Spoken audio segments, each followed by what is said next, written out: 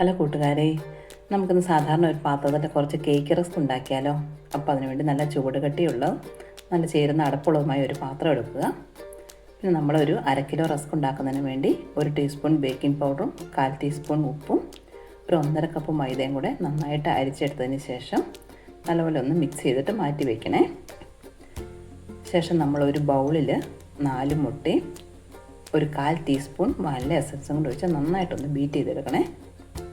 നമ്മുടെ ബാറ്റർ നല്ല ഫ്ലഫി ആയി വന്നു കഴിയുമ്പം നമ്മുടെ ബീറ്ററിൻ്റെ സ്പീഡ് കുറച്ചിട്ടതിന് ശേഷം അതിലേക്കൊരു 1.5 കപ്പ് പഞ്ചസാര പൊടിച്ചതും കൂടി ഇട്ട് നന്നായിട്ട് ഒന്നും കൂടെ ബീറ്റ് ചെയ്തെടുക്കണേ. ഒന്നും കൂടെ ബീറ്റ് ചെയ്തെടുത്തിട്ട് അതിലേക്ക് ഒരു 1/2 കപ്പ് വെജിറ്റബിൾ ഓയിലും കൂടി ഒഴിച്ച് ഒന്നും കൂടെ ഒന്ന് മിക്സ് ചെയ്തെടുക്കുക. ശേഷം നമ്മുടെ മൈദയുടെ മിക്സ് കുറേശ്ശെ ഇട്ടിട്ട് നല്ല സ്ലോ ആയിട്ട് ഒന്ന് മിക്സ് ചെയ്തെടുക്കണേ. കുറേശ്ശെ ഇട്ട് ഒന്ന് ഇളക്കിയെടുക്കണേ.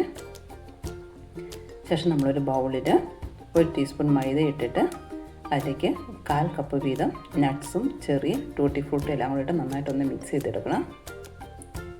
ഈ മിക്സ് നമ്മുടെ ബാറ്ററിലേക്ക് കുറേശ്ശെ ഇട്ട് പതിയെ ഒന്ന് ഇളക്കിയെടുക്കുക. പതിയെ ഇളക്കി നമ്മുടെ നട്ട്സൊക്കെ താഴേക്ക് പോകാതെ പതിയെ ഒന്ന് ഇളക്കി എടുക്കണേ. ശേഷം നമ്മുടെ ബട്ടർ പേപ്പറൊക്കെ എടുത്ത് റെഡിയാക്കി വെച്ചിരിക്കുന്ന നമ്മുടെ ബേക്കിംഗ് ടിന്നിൽ ഈ ബാറ്റർ ഒഴിച്ചിട്ട് നന്നായിട്ടൊന്ന് ടാപ്പ് ചെയ്തതിന് ശേഷം ഒരു 10 മിനിറ്റ് പ്രീ ഹീറ്റ് ചെയ്തിരിക്കുന്ന നമ്മുടെ പാത്രത്തിൻ്റെ വെച്ച് ഒരു 30 മിനിറ്റ് വരെ ഒന്ന് ബേക്ക് ചെയ്തെടുക്കാവേ. ഈ കേക്ക് നന്നായിട്ട് ബേക്ക് ആയതിന് ശേഷം നമ്മളതൊന്ന് തണുക്കാൻ വയ്ക്കുക. തണുത്തതിന് ശേഷം നമ്മളത് റസ്കിന് വേണ്ടിയിട്ട് ഒന്ന് കുറച്ചൊന്ന് കട്ട് ചെയ്തെടുക്കണേ. നമ്മൾ കട്ട് ചെയ്ത് എടുത്ത നമ്മുടെ ഈ പീസസ് നമ്മുടെ ബേക്ക് ടിന്നിൽ വീണ്ടും വെച്ചിട്ട് 10 മിനിറ്റ് പ്രീ ഹീറ്റ് ചെയ്തിരിക്കുന്ന പാത്രത്തിൽ വെച്ച് വീണ്ടും ഒരു 15 മിനിറ്റ് ഒന്നും കൂടെ ഒന്ന് ബേക്ക് ചെയ്തെടുക്കണേ. തീ കുറച്ചിട്ട് ഒന്നും കൂടെ ബേക്ക് ചെയ്തെടുക്കണം. ഒരു 15 മിനിറ്റ് കഴിയുമ്പോൾ ഒന്നും കൂടെ മറിച്ച് വെച്ചതിന് ശേഷം വീണ്ടും ഒന്നും കൂടെ ഒരു 10 മിനിറ്റ് ഒന്നും കൂടെ ഒന്ന് ബേക്ക് ചെയ്യണേ. 2 സൈഡും ഒരു ലൈറ്റ് ബ്രൗൺ കളറായി കഴിയുമ്പോൾ നമ്മുടെ സ്റ്റവിൻ്റെ തീ ഓഫ് ചെയ്തിട്ട് നമ്മുടെ പാത്രത്തിൻ്റെ മൂടി മാറ്റി വെച്ച് ഒരു 5 മിനിറ്റും കൂടെ നമ്മുടെ ബേക്കിംഗ് ടിന്ന് നമ്മുടെ പാത്രത്തിൽ തന്നെ വെക്കണേ.